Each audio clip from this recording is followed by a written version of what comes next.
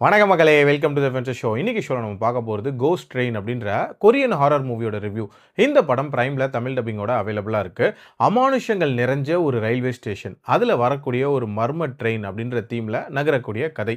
படத்தோட ஸ்டார்டிங்லேயே நம்ம ஹீரோயினை காட்டுறாங்க. இவங்க ஒரு யூடியூபராக இருக்காங்க.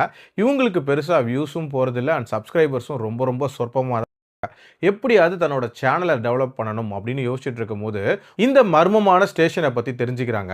அண்ட் அதை பற்றி விசாரிக்கிறதுக்காக அங்கே இருக்கக்கூடிய ஸ்டேஷன் மாஸ்டரை போய் சந்திக்கிறாங்க. அண்ட் அவருக்கு ஒரு மாதிரி ட்ரிங்க்லாம் வாங்கி கொடுத்து அந்த கதைகளை கேட்க ஆரம்பிக்கிறாங்க. அவரும் ஒரு கதைகளாக சொல்ல ஆரம்பிக்கிறார். ஃபஸ்ட்டு ஒரு பையனோட கதை, அதுவும் சூசைட் பண்ணி இறந்து போயிருப்பாங்க. அதுக்கப்புறம் ஒரு ஸ்கூல் பொண்ணோட கதைன்ற மாதிரி சொல்ல ஆரம்பிப்பாங்க. இவங்களும் அதை கண்டென்ட்டாக மாற்றி நிறைய வியூஸ் போக ஆரம்பிக்கும். அதுக்கப்புறம் என்னென்ன மாதிரியான கதைகளை அந்த மாஸ்டர் கிட்ட கேட்குறாங்க, இந்த ஸ்டேஷனுக்கு பின்னாடி இருக்கக்கூடிய மர்மங்கள் என்ன, ஹீரோயினுக்கு என்ன ஆகுதுன்ற மாதிரி நிறைய விஷயங்களை சொல்லக்கூடிய ஒரு படம் தான் இந்த படம். ஒரு பெரிய ஹாரர் படத்துக்குள்ள சின்ன சின்ன செக்மெண்ட் ஆஃப் சின்ன கதைகள் அப்படின்ற மாதிரி பிரிச்சிருப்பாங்க.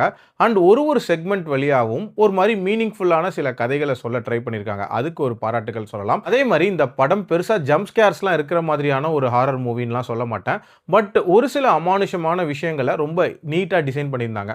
உதாரணத்துக்கு ஒரு பொண்ணோட உடம்புல செடி முளைக்குதுன்ற மாதிரியான அந்த பாடி ஹாரர் சீன்லாம் நீட்டாக இருந்துச்சு. அதே மாதிரி ஒரு ரெட் காயினை வச்சு ஒரு சின்ன கான்செப்ட் ஒன்று ரெடி பண்ணியிருப்பாங்க. அதுவுமே நீட்டாக இருந்துச்சு அப்படின்னே சொல்லலாம். கிளைமேக்ஸில் இவங்க காட்டின கனெக்ஷன், அதை முடிச்ச விதம் அப்படின்றதெல்லாம் நீட்டாக இருந்துச்சு. டியூரேஷன் வைஸ்மே வந்து 2 மணி நேரத்துக்குள்ளே முடியக்கூடிய ஒரு படம். ஒரு கிறிஸ்ப் வாட்சாகவே பார்த்துடலாம். ஒரு கம்ப்ளீட் மூவியாக பார்க்கும்போது இன்னும் கொஞ்சம் ஆர்கனைஸ்டாக, இன்னும் கொஞ்சம் த்ரில்ஸோட இருந்திருக்கலாமோ அப்படின்ற ஒரு ஃபீல் இருந்துச்சு. அதே மாதிரி அந்த அமானுஷங்களுக்கான காரணம் அப்படின்றத ரொம்ப மேலோட்டமாக காட்டியிருப்பாங்க. அதை பற்றிய டீட்டெயிலிங் அப்படின்றது கூட இன்னும் கொஞ்சம் இருந்திருக்கலாம். பெரிய லெவலில் ட்விஸ்ட் அண்ட் டர்ன்ஸ் அப்படின்றதெல்லாம் இல்லை.